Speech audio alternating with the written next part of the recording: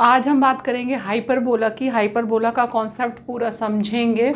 उसके लिए सबसे पहले मैंने आपके लिए यहाँ पर डेफिनेशन लिखी है हाइपरबोला की, कि क्या होता है एक्चुअली हाइपरबोला।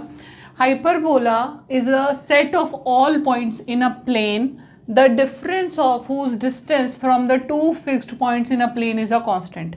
यानी कि हाइपरबोला ऐसे पॉइंट्स का कलेक्शन है या सेट है ऐसे सारे पॉइंट्स का, जो कि दो अलग अलग फोकस पे उनका जो डिस्टेंस होता है, उनके बीच, उन दोनों डिस्टेंस के बीच का जो डिफरेंस है वो सबका कांस्टेंट हो। ऐसे सारे पॉइंट्स का कलेक्शन जो है वो हाइपरबोला है। हमने पहले एलिप्स में पढ़ा था, जब हमने एलिप्स किया था तो एलिप्स में हमने पढ़ा था कि एक दो फोकस थे, उसमें एक कोई भी पॉइंट दोनों फोकस से जो उसका जो डिस्टेंस होता था उसका सम हर पॉइंट का सेम होता था, यानी कि कांस्टेंट होता था। तो चाहे वो पॉइंट ट्रैवल करता रहेगा, और दोनों पॉइंट्स जैसे हमने एलिप्स में पढ़ा था इस तरीके से एलिप्स था, तो यहाँ पर कोई पॉइंट है, यहाँ फोकस है, यहाँ फोकस है, ये जो सम है ये इस पॉइंट का भी वही होगा, उस दूसरे पॉइंट का भी वही होगा, इस तरीके से था। अब इसका उल्टा हो गया। जैसे एलिप्स में आप समझ लो कि जैसे एलिप्स में जो शेप थी हमने उसे बीच में से काटा और उसे उल्टा करके एक दूसरे के ऑपोजिट करके रख दिया, तो कुछ इस तरीके से हाइपरबोला की शेप होती है। या आप ये भी कह सकते हो कि दो पैराबोला दोनों साइड्स पर, एक एक्सिस के दोनों साइड पर दो पैराबोला हमने बना दिए, तो वो हाइपरबोला जैसी आपको वो मिल जाएगी, शेप मिल जाएगी। ठीक है, पैराबोला कैसे होता था? ऐसे होता था, चाहे इस तरफ होगा चाहे इस तरफ होगा। ठीक है, अगर हम केवल इतने पोर्शन को देखें तो ये एक पैराबोला है, अगर हम इतने पोर्शन को देखें तो ये एक पैराबोला है, और अगर हम इस पूरे को देखें तो ये हाइपरबोला है। ठीक है, अब हाइपरबोला में कौन सी चीज़ क्या होती है फिगर में हम पहले समझ लेते हैं। ये हमने एक एक्सिस बनाई, ये जो लंबी वाली हमने एक्सिस बनाई है जिस पर पैराबोला हाइपरबोला जिस पर बना हुआ होगा, जिस पर फोकस लाई करते हैं दोनों, उसको हम ट्रांसवर्स एक्सिस कहते हैं, और जो एक्सिस उसके परपेंडिकुलर होती है उसे कॉन्जुगेट एक्सिस कहते हैं। ये है ट्रांसवर्स एक्सिस,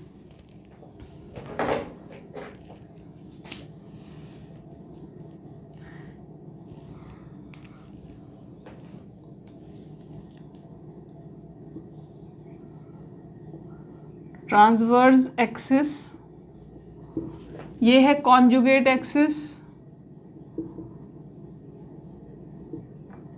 ठीक है, अब यहाँ पर ये इस तरफ एक पैराबोला जैसी शेप आएगी, दूसरी इस तरफ से एक पैराबोला जैसी शेप आएगी। इसके पास एक फोकस है, इसके पास एक फोकस है, ये F1 हो गया, ये F2 हो गया। ठीक है, अब हम कुछ पॉइंट्स लेकर देखते हैं कि उन पॉइंट्स को हमने जो हाइपरबोला की डेफिनेशन अभी ऊपर लिखी है एक्चुअली वो कैसे हम उसे अप्लाई कर सकते हैं। तो मैं यहाँ पर कुछ पॉइंट्स ले लेती हूँ। मान लो मैंने एक पॉइंट ले लिया यहाँ पर और एक ये ले लिया, एक ये है P1, ये है P2, और दूसरा यहाँ पर मैंने एक और ले लिया P3 ले लिया। ठीक है, अब P1 का F1 से और P1 का F2 से जो डिस्टेंस है, उन दोनों का जो डिफरेंस होगा वो P2 के केस में भी सेम होगा, यानी कि इसका जो डिस्टेंस इन दोनों के बीच में होगा, या P1 से F1 और F2 का जो डिस्टेंस का डिफरेंस होगा वो हमेशा बराबर होगा। अब P3 से भी मिला देते हैं हम ये। अब सबसे पहले P1 लेते हैं, हमारा जो P1 पॉइंट है, P1 का फोकस F1 नज़दीक है, उसके क्लोज़र है। ठीक है, तो उससे जो डिस्टेंस है वो कम होगा, तो हम पहले बड़ा वाला डिस्टेंस लेते हैं, PF2 जो फार्दर है P1 F1। ये जो डिफरेंस है ये इन दोनों का डिफरेंस PF2, ये जो डिफरेंस, ये डिस्टेंस माइनस ये डिस्टेंस। ठीक है, दूसरा लेते हैं P2 के लिए भी F2 जो है वो फार्दर फोकस है, तो हमने उसके लिए F2 में से P2 F1 को सब्ट्रैक्ट किया। अब तीसरा पॉइंट जो है वो दूसरी साइड पे है, तो यहाँ पर F2 इसके पास है, तो हमने यहाँ पर लिया P3 F1। F1 दूर है ना, ये डिस्टेंस ज़्यादा होगा तो इसमें से छोटे वाले को सब्ट्रैक्ट करेंगे, तो P3 F1 माइनस P3F2। अब जो हमारी डेफिनेशन है हाइपरबोला की वो ये कहती है कि ये जो तीनों डिफरेंस हैं, ये तीनों डिफरेंस इक्वल होंगे, ये जो तीनों डिफरेंस हैं ये सेम होंगे या कांस्टेंट होंगे, ठीक है, तो हमारा हाइपरबोला क्रिएट होगा। ऐसे सारे पॉइंट्स का कलेक्शन जो कि दोनों फोकस से उसका जो डिस्टेंस है उनके बीच का जो डिफरेंस है वो सबका बराबर होगा, ऐसे सारे पॉइंट्स का कलेक्शन हाइपरबोला बनाएगा। तो बेसिक चीज़ आपके सामने ये हो गई कि हाइपरबोला होता क्या है, कैसे बनता है, ठीक है। अब ये फोकस है, ये कॉन्जुगेट एक्सिस है, यहाँ से यहाँ तक कि जैसे हमने इलिप्स में किया था, जो हमने स्टैंडर्ड नोटेशन यूज़ की थी वही हम यहाँ पर भी यूज़ करेंगे। यहाँ से यहाँ तक जो फोकस का डिस्टेंस है वो हम C लेते थे, हमने फिर से C ही लिया, यहाँ से यहाँ तक का डिस्टेंस, ठीक है। अब दूसरी बात, ये जो हमारी जो ट्रांसवर्स एक्सिस है, इलिप्स में हम क्या कहते थे, मेजर एक्सिस कहते थे और माइनर एक्सिस कहते थे, ठीक है ना। यहाँ पर हम इन्हें ट्रांसवर्स और कॉन्जुगेट एक्सिस का हम जो वो यूज़ कर रहे हैं, टर्म यूज़ कर रहे हैं, वो ट्रांसवर्स एक्सिस और कॉन्जुगेट एक्सिस यूज़ कर रहे हैं। अब डिस्टेंस की बात करें तो यहाँ पर मैंने एक और रफ डायग्राम ड्रॉ किया हाइपरबोला के लिए, ठीक है, कुछ इस तरीके से। यहाँ पे फोकस होगा F2, यहाँ पे होगा F1 और ये है इसका सेंटर, इसे कहोगे आप क्या, यहाँ पर ये क्या हो गया, सेंटर, ठीक है। इसको, ये हमारा सेंटर हो गया। F1 से सेंटर की दूरी कितनी है, हमारा जो डिस्टेंस है कितना है, C है, यहाँ पर भी और यहाँ पर भी, ठीक है। अब जो हमारी ट्रांसवर्स एक्सिस है उसका मेजर क्या होगा, उसका मेजर यानी जो ये वर्टिसेस है, वर्टेक्स ये होता है जहाँ पर ये एक्सिस के साथ इंटरसेक्ट करता है हाइपरबोला, ठीक है। ये भी वर्टेक्स है, ये भी वर्टेक्स है, ठीक है, ये वर्टेक्स है और ये भी वर्टेक्स है, जहाँ पर एक्सिस के साथ हाइपरबोला इंटरसेक्ट करता है वो वर्टेक्स है। अब यहाँ से जो वर्टेक्स से सेंटर की जो दूरी है वो है A, ठीक है, यहाँ पर भी A, यानी कि दोनों वर्टेक्स के बीच का जो डिस्टेंस है वो कितना हो गया, वो हो गया A, और दोनों फोकस के बीच का डिस्टेंस कितना हो गया, वो हो गया C, ठीक है। अब जितना ये डिस्टेंस है, यहाँ से जब हम अगर परपेंडिकुलर उठाते हैं ऊपर, यहाँ से जो ये हमारा हाइपरबोला है इसके साथ हमने यहाँ से लाइन ड्रॉ करेंगे हम इस तरीके से, ये, और एक लाइन हमने ये ड्रॉ की यहाँ से ये, ठीक है, ये सेंटर में से पास हो रही है। और ये जहाँ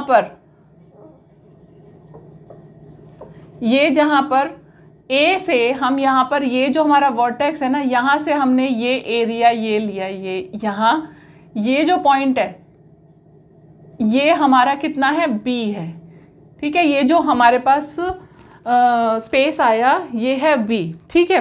अब क्या क्या हो गया हमारे पास में, ट्रांसवर्स एक्सिस का मेजर कितना हो गया, ट्रांसवर्स एक्सिस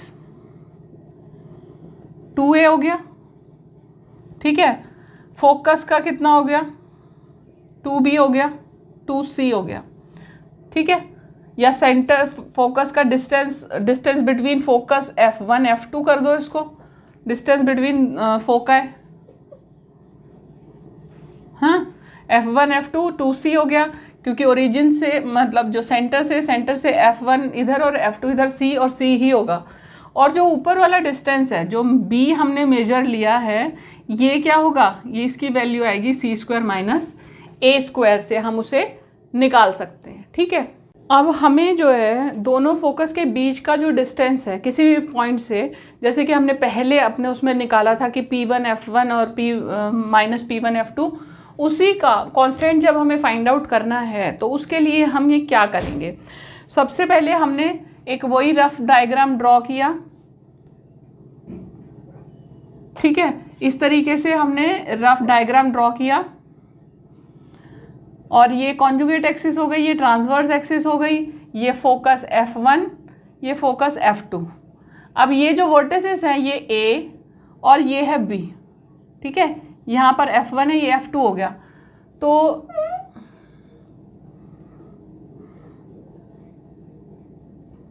इसे हम A कहेंगे, ये भी A है, और ये पूरा का पूरा है C, ठीक है, ये है हमारे पास, इधर भी और इधर भी C है ये। अब हमने जो अभी जब डेफिनेशन पढ़ी वो क्या थी कि जो कोई भी पॉइंट हाइपरबोला पे लाई करता है उसका डिस्टेंस दोनों फोकस से इक्वल होता है दूसरों के साथ, मतलब कांस्टेंट चलता रहता है, वो जो डिस्टेंस है वो दूसरे पॉइंट का भी इसी तरह से जो डिस्टेंस आएगा वो इक्वल होता जाएगा। तो अब हम उसे फाइंड आउट करने के लिए क्या करेंगे कि जब हम कोई भी रैंडम पॉइंट हाइपरबोला पे लें तो उसकी जगह हमने क्या किया, हमने ये दो पॉइंट्स थे ना A और B को हमने पॉइंट हाइपरबोला पे ले लिया। एक रैंडम पॉइंट लेने की बजाय हमने ये पॉइंट ले, क्योंकि ये भी हाइपरबोला पे ही लाई करता है तो ये भी उस कंडीशन को सेटिस्फाई करेगा।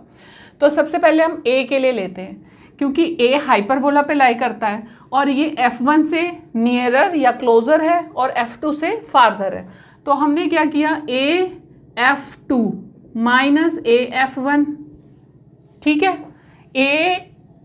AF2 माइनस AF1 फोकस से डिस्टेंस, और दूसरा क्या है हमारे पास में, दूसरा F1 से दूर है और F2 के पास है, तो उसके लिए हमने इक्वल का साइन लगाया। अब B जो है वो भी हाइपरबोला पे ही लाई करता है, तो ये आ गया BF1 माइनस BF2, ठीक है। अब AF2 है, AF2 में हम क्या लिख सकते हैं, AF2 को, AF2 माइनस AF1 है ना, तो F1 को, AF1 जो है हमारे पास इसे हम ब्रेक करके और किस तरीके से लिख सकते हैं, AF1 AF2, AF2 को मैं AB प्लस BF2 लिख सकती हूँ। AF2 को मैंने लिखा AB plus BF2 minus AF1, ठीक है, इक्वल टू, अब बारी है BF1 की, अब B यहाँ से लेकर F1 तक है, तो BF1 को मैं क्या लिख सकती हूँ, BA plus AF1 plus AF1 minus BF2, ठीक है। अब दोनों तरफ आप देखोगे तो सिमिलैरिटी क्या है, AB और BA ये तो इक्वल हैं, ये दोनों डिस्टेंस तो दोनों के इक्वल ही आएंगे ना, और इधर भी BF2 है और इधर भी BF2 है, इधर प्लस है इधर माइनस है, इधर AF1 भी है इधर भी AF1 है, तो AF1 को एक तरफ और BF2 को एक तरफ मैंने कर दिया, तो ये हो गया BF2 is equal to AF1, ठीक है, 2 से 2 कैंसिल हो गया, BF2 is equal to AF1, BF2 is equal to AF1, ये हमारे पास में आ गया इसका डिस्टेंस। अब इसको अगर मैं इसमें रख दूं, ऊपर जो हमने इक्वेशन बनाई थी अगर मैं उसमें रख दूं तो हमारे पास क्या वैल्यू आ जाएगी, जो डिस्टेंस है हमें दोनों फोकस के बीच का निकालना था, और वो कितना आएगा हमारे पास, हमें फोकस का नहीं, दोनों पॉइंट्स के बीच का निकालना था, जो वर्टिसेस हैं A और B, इन दोनों के बीच का डिस्टेंस हमें निकालना है, ठीक है। तो वो डिस्टेंस यानी कि AB डिस्टेंस हमारे पास कैसे आएगा, AB के लिए हमने यहाँ पर जो वो BF2 की जगह अगर मैं यहाँ पर AF1 रख दूँ तो ये क्या हो जाएगा, AF2 minus AF1 is equal to BF1 minus BF2। ये जो BF2 है इसकी जगह मैं AF1 रख सकती हूँ यहाँ पे, क्योंकि हमने यहाँ पे निकाला है ना, ये AF1 कैंसिल हो गया, तो AF2 is equal to BF1 आ गया, AF2 is equal to BF1 आ गया, ठीक है। अब ये आपके पास में आ गया। अब आपको क्या करना है, BF1 माइनस BF2 हमें निकालना है, डिस्टेंस BF1 माइनस BF2 निकाल दो, BF1 माइनस BF2 कितना हो जाएगा, AF1 माइनस AF2 ही तो है ना, तो वो कितना हो जाएगा, यहाँ से हमने BF1 को AB प्लस BF1 की जगह हमने क्या रख दिया यहाँ पे, BF1 था ना, AB प्लस AF1 था ना, उसकी जगह मैंने यहाँ पर BF2 रख दिया। AF1 की जगह मैंने रख दिया BF2 माइनस BF2। यहाँ पर मैंने ये निकाला था BF2 is equal to AF1 और यहाँ पे AF2 is equal to BF1 निकाला था। ठीक है, तो मैंने ये इसको 2 स्टार कर देते, ये वैल्यू यहाँ पर यूज़ कर ली BF2 माइनस BF2, क्योंकि BF1 जो था उसे हम किस फॉर्म में लिख सकते थे, हम उसे AB प्लस AF1 लिख सकते थे। ठीक है, AF1 की जगह मैंने BF2 पुट कर दिया, ये दोनों कैंसिल हो गए, AB आ गया। AB की कितनी वैल्यू है, 2A है हमारे पास, A plus A 2A value है। सिमिलरली दूसरे केस के लिए भी हम यही कर सकते हैं, और हमारे पास हम जब BF1 की जगह हम AF2 माइनस AF1 यूज़ करेंगे तो हम उसकी जगह BF1 रख देंगे और हमारे पास में 2A की वैल्यू आ जाएगी। इसी तरह से हर पॉइंट के लिए हम यही वैल्यू निकाल सकते हैं, यानी कि 2 पॉइंट्स के बीच में 2A का कांस्टेंट डिफरेंस होता है। अब बात करेंगे हम एक्सेंट्रिसिटी की। एक्सेंट्रिसिटी जो है वो इलिप्स में हमने जो पढ़ी थी, सेम वही चीज़ है यहाँ पर भी। जो एक्सेंट्रिसिटी है वो रेशियो होती है फोकस का डिस्टेंस अपॉन वर्टेक्स का डिस्टेंस। ठीक है, एक्सेंट्रिसिटी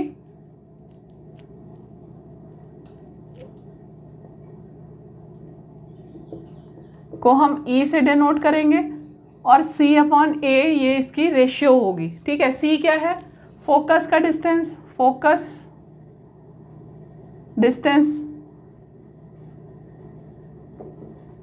और A क्या है, वर्टेक्स का डिस्टेंस। ठीक है, ये होती है एक्सेंट्रिसिटी, सिंपल। अब बात करें अगर हम स्टैंडर्ड इक्वेशन की, हाइपरबोला की स्टैंडर्ड इक्वेशन, अब स्टैंडर्ड फॉर्म क्या होती है हाइपरबोला की, जिस तरह से इलिप्स में पैराबोला में हमने स्टैंडर्ड फॉर्म की थी वही चीज़ यहाँ पर भी यूज़ करेंगे कि जब स्टैंडर्ड हाइपरबोला कब फॉर्म होगा, जब उसका सेंटर ओरिजिन के साथ मर्ज हो जाएगा और जो हाइपरबोला है या तो वो एक्स एक्सिस पे बन रहा है या वो वाई एक्सिस पे बन रहा है, तो हाइपरबोला स्टैंडर्ड फॉर्म में होगा। अगर मैंने इस तरीके से बनाया और वो एक्स एक्सिस पर बन रहा है, इसकी जो ट्रांसवर्स एक्सिस है वो एक्स एक्सिस है, कॉन्जुगेट एक्सिस वाई एक्सिस है और सेंटर जो है वो ओरिजिन पे है। ठीक है, ये एक्स एक्सिस पे फॉर्म हो रहा है और ट्रांसवर्स एक्सिस मतलब इसकी कि एक्स एक्सिस है, ये फोकस हो गया F2, यहाँ पे हो गया F1। ये इसकी स्टैंडर्ड फॉर्म है। इस स्टैंडर्ड फॉर्म में ओरिजिन से यहाँ पर वर्टेक्स का जो कोऑर्डिनेट्स हैं वो क्या होंगे, वो होंगे A0 और यहाँ पर होगा -A0। ठीक है, इसके फोकस के क्या होंगे C और 0 और इसके होंगे -C और 0। ठीक है, इसमें इसकी ट्रांसवर्स एक्सिस कौन सी है, एक्स एक्सिस, और कॉन्जुगेट एक्सिस कौन सी है, वाई एक्सिस।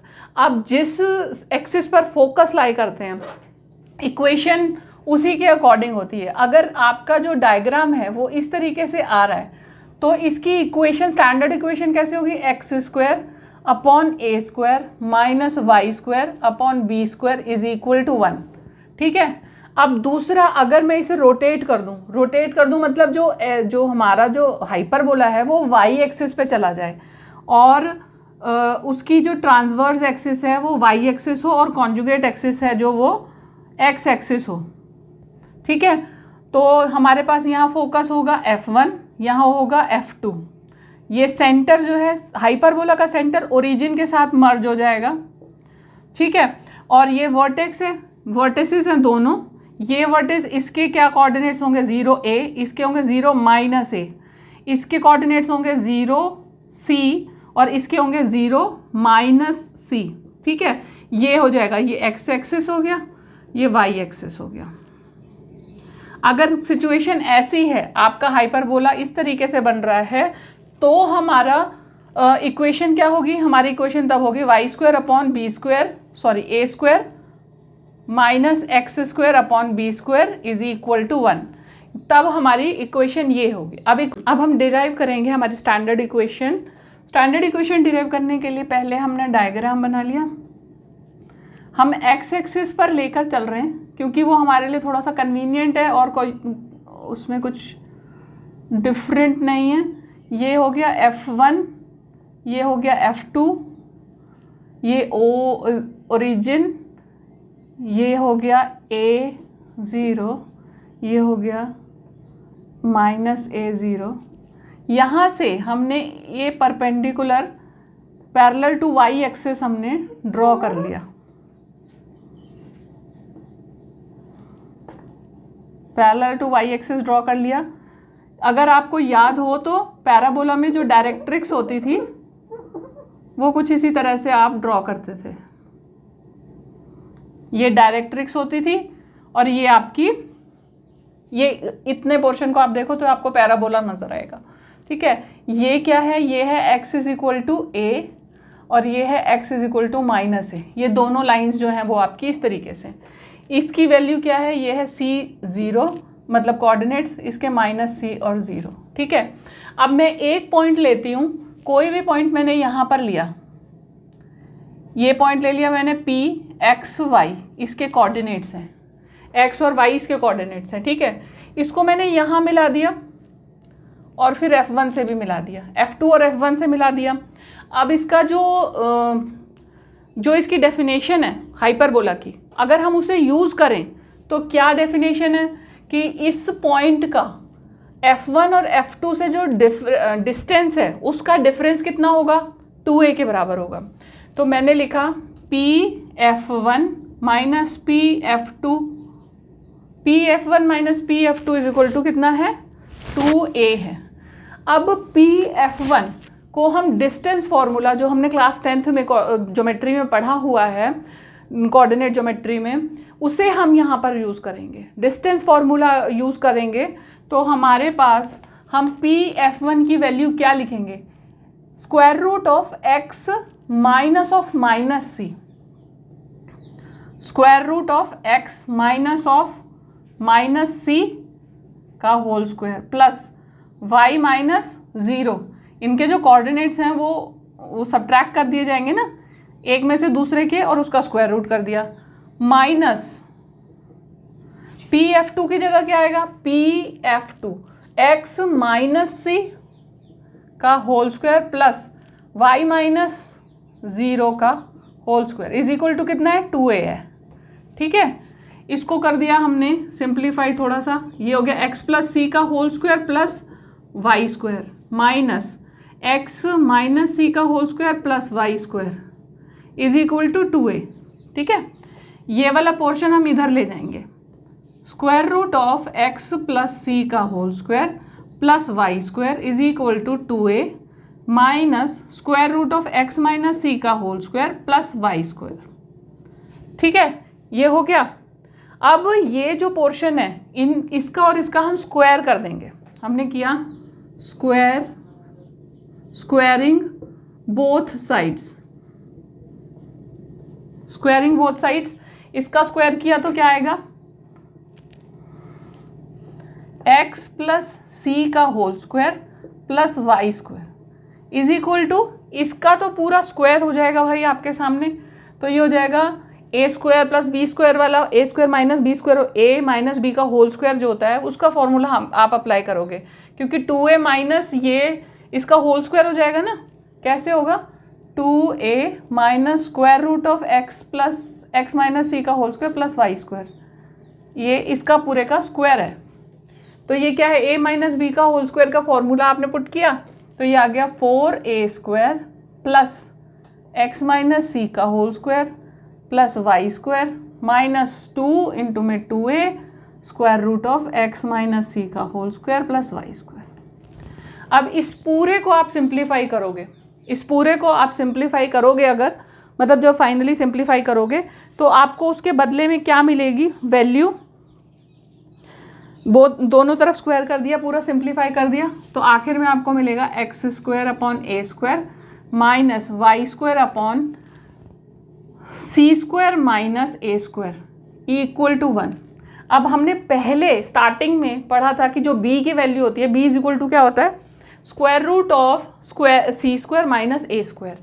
तो b is equal to square root of c square minus a square होता है। इसको हम यहाँ यूज़ कर लेंगे, ये हो गया एक्स स्क्वायर अपॉन ए square minus Y square upon B square बन गया, ये इज इक्वल टू 1। ये थी आपकी स्टैंडर्ड इक्वेशन। इसी तरह से आप y के लिए भी यूज़ कर सकते हो। अगर आपने y एक्सिस पे हाइपरबोला लिया है तो आपकी इक्वेशन चेंज हो जाएगी, y यहाँ पर आ जाएगा, x यहाँ पे आ जाएगा, आपकी स्टैंडर्ड इक्वेशन इस तरह से बन जाएगी। अब लेटस रेक्टम, लेटस रेक्टम उसी की तरह है जैसे लेटस रेक्टम हमने पहले पढ़ा था। लेटस रेक्टम की क्या वैल्यू होती है, इसकी हाइपरबोला के लेटस रेक्टम की वैल्यू होती है 2b स्क्वायर अपॉन a। ठीक है, बस ये आपका यहाँ पर हाइपरबोला हो गया ख़त्म। अब हम हाइपरबोला से रिलेटेड एक एग्जाम्पल करके देखेंगे कि किस तरह से हम हाइपरबोला के क्वेश्चंस को कर सकते हैं। उससे पहले हम दो बातें करेंगे। पहली बात कि जो हाइपरबोला है अगर उसमें a is equal to b हो जाए तो उस कंडीशन में हाइपरबोला को हम इक्विलेटरल हाइपरबोला भी कहते हैं।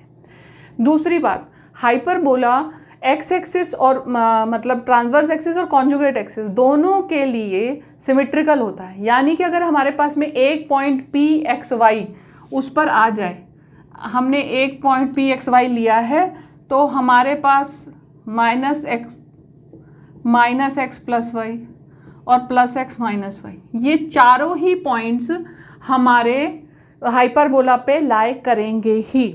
यानी कि वो कॉन्जुगेट एक्सिस और ट्रांसवर्स एक्सिस दोनों के लिए सिमेट्रिकल होता है। ठीक है, अब हम करते हैं हाइपरबोला का क्वेश्चन। एक एग्जाम्पल हम करेंगे एनसीईआरटी की बुक में से। Find the coordinates of the foci and vertices of the eccentricity latus rectum. हमें इक्वेशन गिवन है, standard equation x square upon 9 minus Y square upon 16 equal to 1। ठीक है, ये हमें गिवन है। इसमें हमें सब कुछ फाइंड आउट करना है। क्या क्या फाइंड आउट करना है, एक्सेंट्रिसिटी, लेटस रेक्टम और फोकस और वर्टिसेस। ठीक है, तो हमें क्या क्या करना है, फोकस, वर्टेक्स, एक्सेंट्रिसिटी या ई लिख देते हैं और लेटस रेक्टम एल। ठीक है, ये चारों चीज़ें हमें इसमें से फाइंड आउट करनी है। तो पहली बात, x इज इक्वल टू वो x square upon 9 minus Y square upon 16 is equal to 1। ये जो इक्वेशन है इसको देखकर, क्योंकि इसमें जो x वाला पोर्शन है वो पॉजिटिव है, तो इसका मतलब जो हमारा हाइपरबोला है वो x एक्सिस पे लाई करेगा, जो मतलब उसकी ट्रांसवर्स एक्सिस है वो x एक्सिस होगी। ठीक है, अब हम इन्हें कंपेयर करते हैं। Comparing with the standard equation, comparing with standard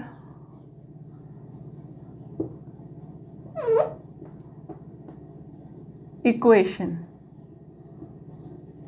comparing with the standard equation x square upon a square minus y square upon b square is equal to 1। तो हमें क्या मिला, a is equal to square root of 9, b is equal to square root of 16। 9 का क्या हो जाएगा 3 और b का हो जाएगा 4। ठीक है, a की वैल्यू हमारे पास 3 आ गई, b की वैल्यू हमारे पास 4 आ गई।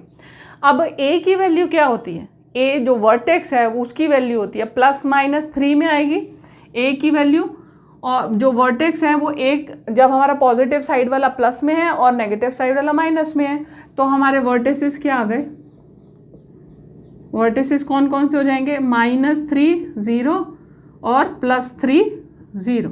ठीक है, ये आ गया हमारे पास में। अब फोकस, फोकस के लिए हमने पहले भी उसमें पढ़ा था कि b is equal to square root of c square minus a square होता है।